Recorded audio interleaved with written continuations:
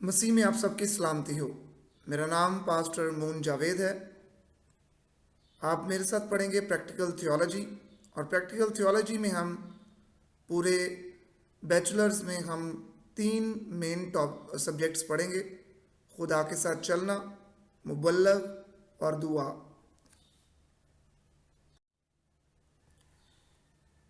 متی کی انجیل 18 باب اور اس کی 19 آیت: پھر میں تم سے کہتا ہوں کہ اگر تم میں سے 2 شخص زمین پر کسی بات کے لیے جسے وہ چاہتے ہوں اتفاق کریں تو وہ میرے باپ کی طرف سے جو آسمان پر ہے ان کے لیے ہو جائے گا۔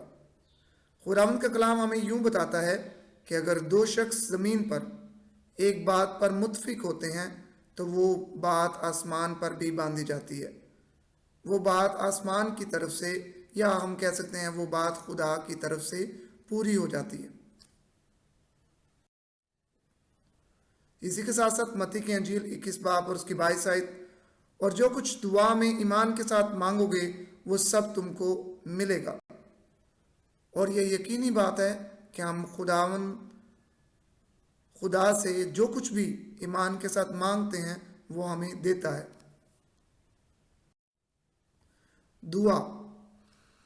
اس سبجیکٹ میں ہم دیکھیں گے کہ ایک مسیح دعا کیا ہے، ایک مسیح دعا کیسی ہونی چاہیے، کون دعا کر سکتا ہے، اور مسیح دعا دوسرے مذاہب کی دعاؤں سے کیسے مختلف ہے۔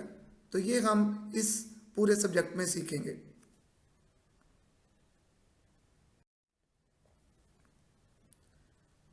سب سے پہلے اگر ہم دیکھیں، ہم سمجھتے ہیں کہ دعا خواہشات کی مانگ ہے، جیسا کہ دوسرے مذاہب میں بھی سمجھا جاتا ہے۔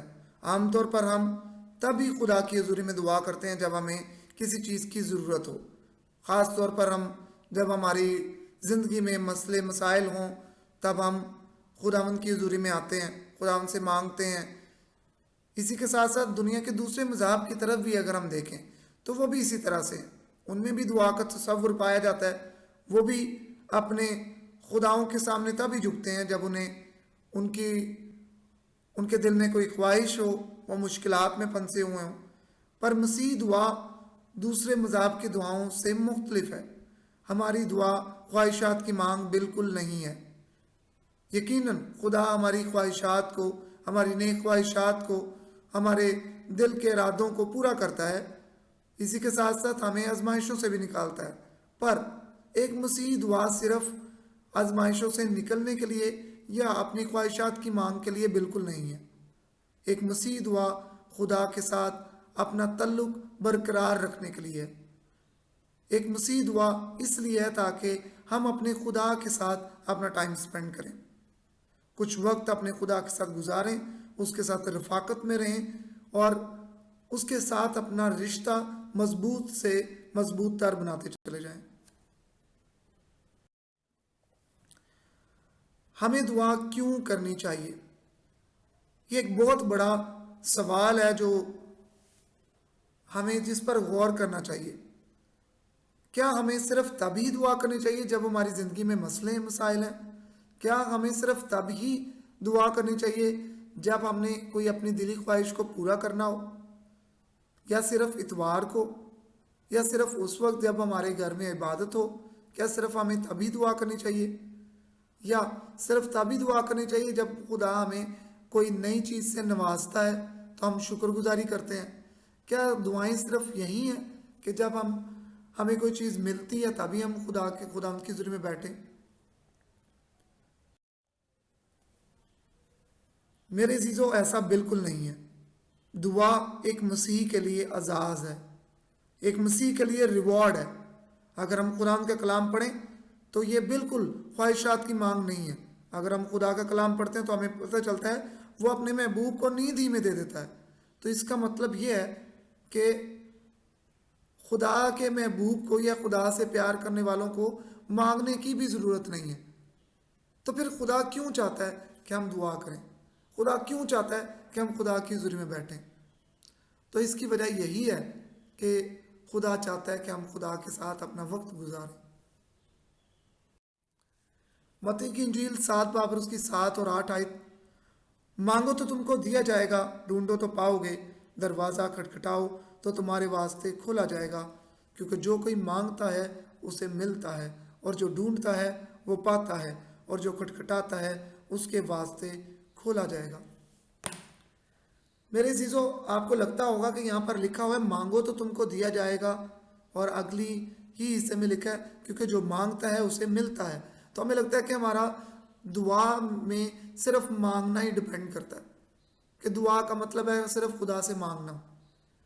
पर इस आयत को अगर हम गौर से पढ़ें तो खुदा इस आयत के ज़रिए से हमें बताना चाहता है कि हम टोटली खुदा पर मुनहसर हों, हम टोटली खुदा पर डिपेंडेंट हों।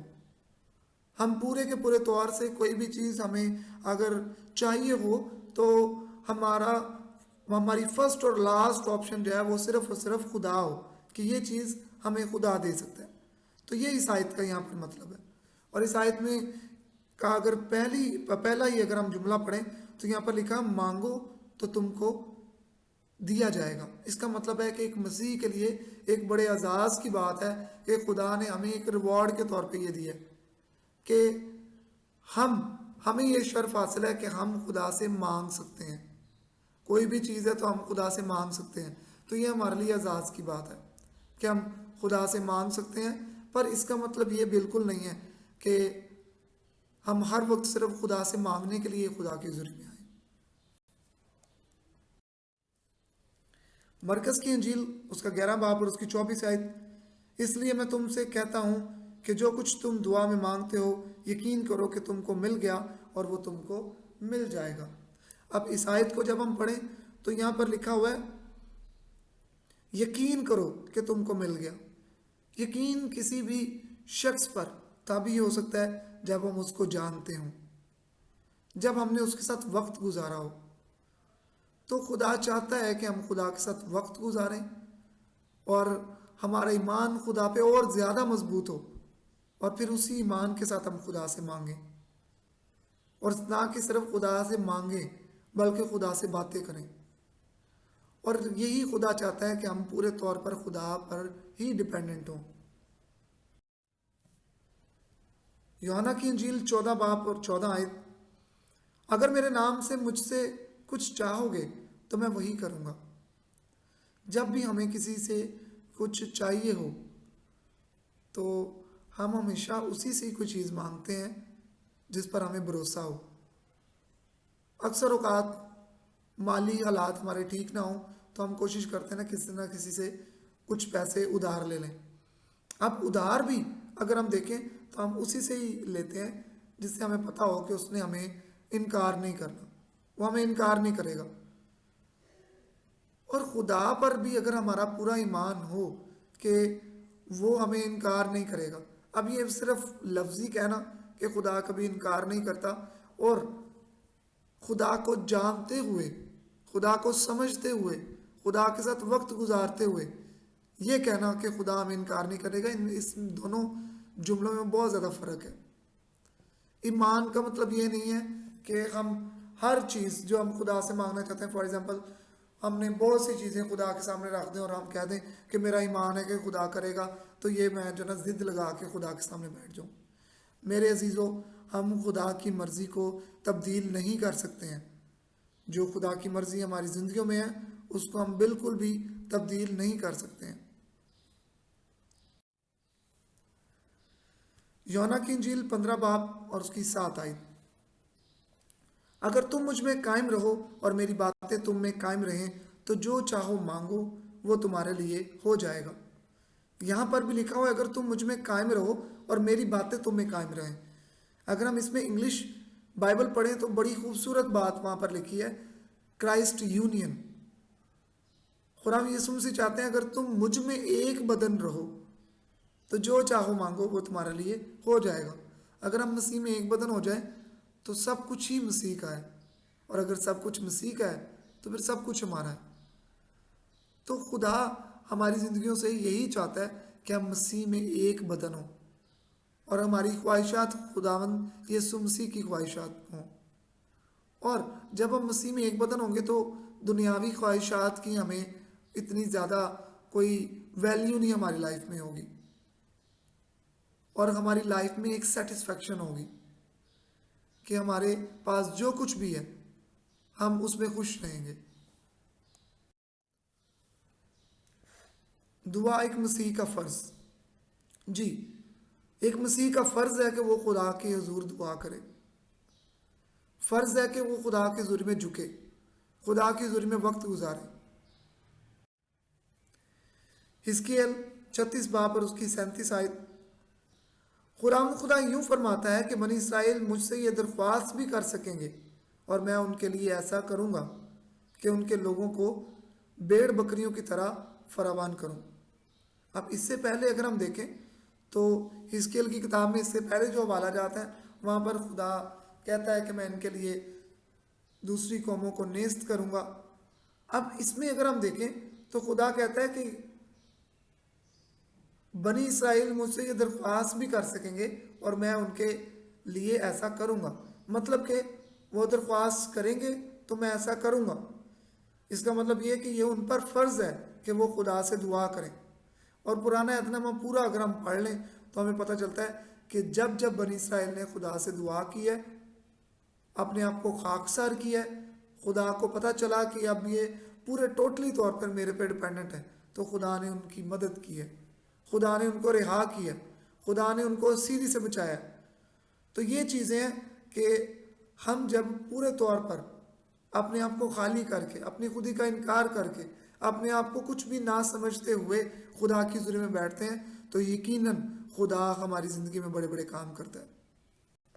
آمین۔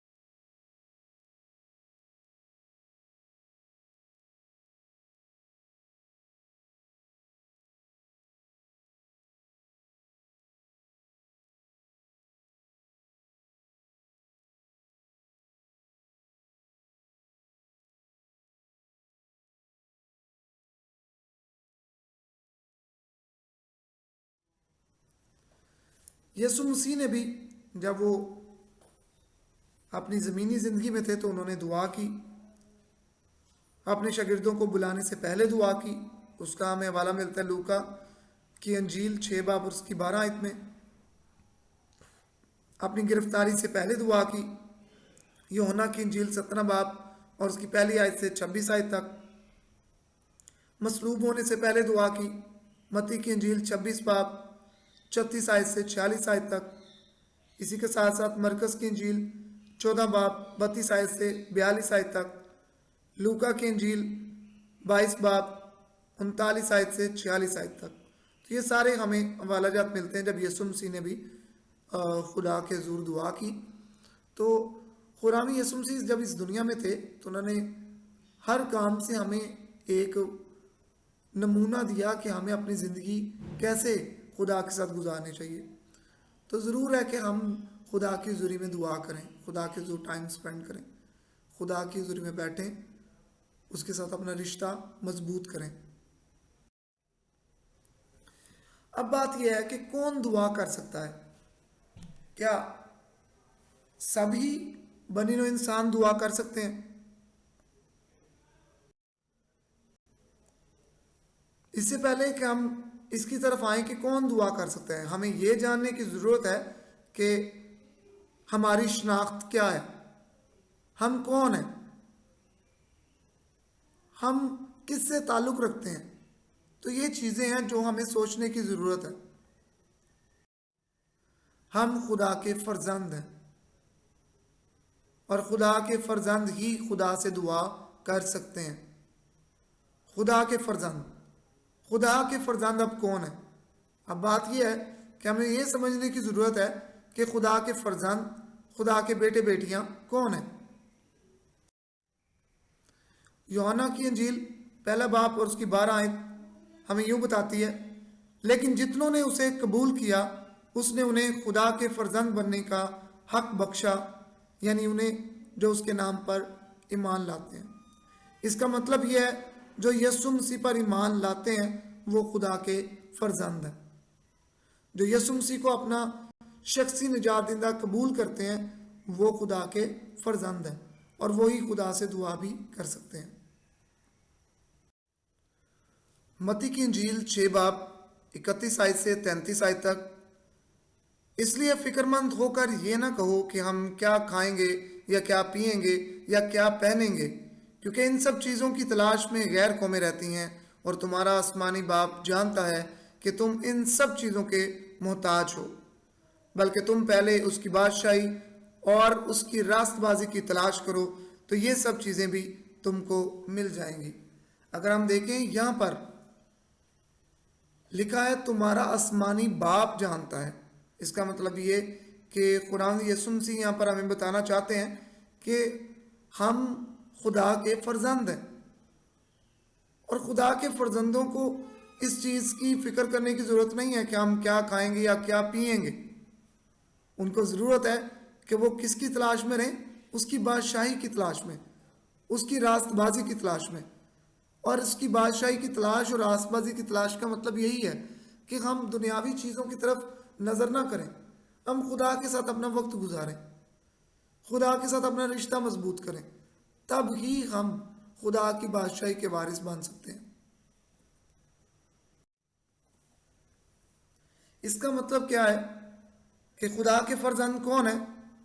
خدا کے فرزند ہیں خدا کی بادشاہی کی تلاش کرنے والے اور خدا کے ساتھ تعلق رکھنے والے, خدا کے ساتھ رشتہ رکھنے والے, یہ ہیں خدا کے فرزند.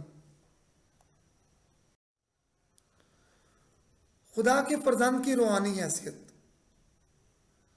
خدا کے ایک فرزند کی روحانی حیثیت خدا کے کلام کے مطابق کیا ہے اس پہ بھی ہم غور کریں گے. اگر ہم دیکھیں خدا نے انسان کو اپنی شبیہ پر بنایا, اپنی شبیہ پر بنایا اور تمام جانداروں پر اس کو حکمران بنایا کہ ان پر حکمرانی کرے. پھر بھی انسان گناہ میں گرا, اس نے اپنا وہ مقام جو خدا نے اس کو دیا تھا وہ کھو دیا اور اس وجہ سے خدا کے ساتھ دوریاں پیدا ہوں گی, خدا کے ساتھ انسان کی دوریاں پیدا ہوئیں اور اس طرح سے پہلا آدم جو ہے وہ انسان سے اور خدا سے جدا ہو گیا.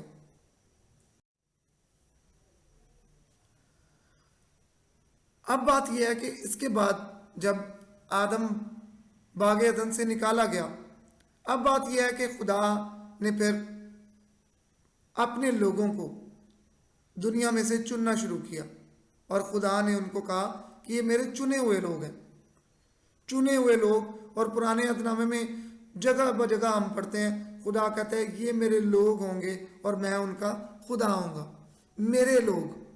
اب پرومیننٹلی خدا کچھ لوگوں کو کہتا ہے یہ میرے لوگ ہوں گے، میرے لوگ۔ اور میرے لوگ کون؟ خدا کے فرزند۔ خدا کے فرزند کی روحانی حیثیت ہی یہ ہے کہ وہ دنیا میں باقی انسانوں میں سے چنے ہوئے ہیں، اور ان کو خدا کہتا ہے یہ میرے لوگ ہوں گے۔ اسی کے ساتھ ساتھ خدا کے جو بیٹے ہیں ان کی روحانی حیثیت جو ہے وہ یہ ہے کہ وہ خدا کے خادم ہیں، خدا کے خادمین ہیں جو کہ اس دنیا میں ہیں۔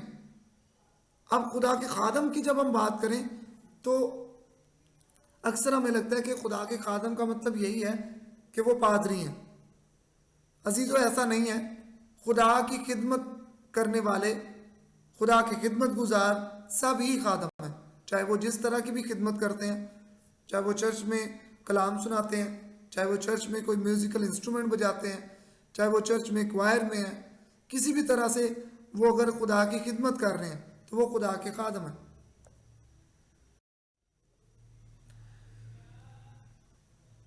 پہلا پطرس 2 باب اور اس کی 16 آیت، یہاں پر خدا کے کلام میں یوں لکھا ہے، اور اپنے آپ کو آزاد جانو، مگر اس آزادی کو بدی کا پردہ نہ بناؤ، بلکہ اپنے آپ کو خدا کے بندے جانو۔ اکثر ہم سوچتے ہیں کہ خداوند یسوع مسیح نے کہا تھا کہ اب میں تمہیں نوکر نہیں کہوں گا۔ اب یہ ہے کہ اس کو دیکھتے ہوئے اگر آپ، یہ جو پچھلا پوائنٹ تھا ابھی کہ ہم خدا کے خادم ہیں، آپ سوچ سکتے ہیں کہ ہم خدا کے بیٹے ہیں تو پھر بعد میں خادم ہم کیوں کہہ رہے ہیں؟ بات یہ ہے کہ خدا کا کلام خود ہی ہمیں کہتا ہے کہ ہم آزادی، اپنے آپ کو آزاد جان کر اس آزادی کو بدی کا پردہ نہ بنا لیں۔ یہ نہ سمجھ لیں کہ ہم خدا کے بیٹے ہیں، اب ہم کچھ بھی کر سکتے ہیں، بلکہ خدا کا کلام یہ کہتا ہے اپنے آپ کو خدا کے بندے جانو۔ بندے مطلب خادم جانو، اپنے آپ کو خدا کے خادم جانو۔ اس کے علاوہ خدا کے جو فرزند ہیں وہ مسیح کے دوست بھی ہیں، کیونکہ مسیح نے ہمیں اپنا دوست کہا ہے۔ یوحنا کی انجیل 15 باب اور اس کی 14 اور 15 آیت، جو کچھ میں تم کو حکم دیتا ہوں اگر تم اسے کرو تو میرے دوست ہو۔ اب میں تمہیں نوکر نہ کہوں گا، کیونکہ نوکر نہیں جانتا کہ اس کا مالک کیا کرتا ہے، بلکہ تمہیں میں نے دوست کہا ہے، اس لیے کہ جو باتیں میں نے اپنے باپ سے سنی وہ سب تم کو بتا دی۔ اب اس میں اگر ہم دیکھیں تو مسیح یسوع نے ہمیں کہا ہے کہ تم میرے نوکر نہیں بلکہ تم میرے دوست ہو۔ اور اسی کے بعد جب ہم خطوں میں پڑھتے ہیں، پہلا پطرس کی جو ہم نے ابھی آیت پڑھی ہے، تو اس میں اگر ہم دیکھیں تو خدا ہمیں یہ بھی کہتا ہے کہ یہ نہ ہو کہ آپ یہ آزادی اس کو جان کر تو بدی کرتے رہو۔ خدا چاہتا ہے کہ ہم اپنے دلوں میں یہ بھی ہر وقت یاد رکھیں کہ ہم خدا کے خادم ہیں۔ اب یہ کچھ سوالات ہیں جو اسی ٹاپک سے ریلیٹڈ ہیں، جیسا کہ پہلا، دعا کیا ہے؟ دعا کا مطلب صرف مانگنا نہیں ہے، دعا کا مطلب خدا سے باتیں کرنا، خدا کے ساتھ ایک تعلق قائم رکھنا، خدا کے ساتھ وقت گزارنا۔ اس کو ایک مسیحی دعا کہا جاتا ہے، اور ایک مسیحی دعا دوسرے مذاہب سے بالکل مختلف ہے۔ خدا کے فرزند سے کیا مراد ہے، یہ آپ نے لکھنا ہے کہ خدا کے فرزند کون ہیں، ان سے کیا مراد ہے۔ بائبل کی روشنی میں خدا کے فرزند کیا حیثیت رکھتے ہیں؟ چوتھا سوال، ہمیں دعا کیوں کرنی چاہیے؟ پانچواں، کون دعا کر سکتا ہے؟ چھٹا سوال، کیا ہم دعا کے ذریعے خدا کی مرضی کو بدل سکتے ہیں؟ ساتواں سوال، پہلے اور دوسرے آدم سے کیا مراد ہے؟ پہلا آدم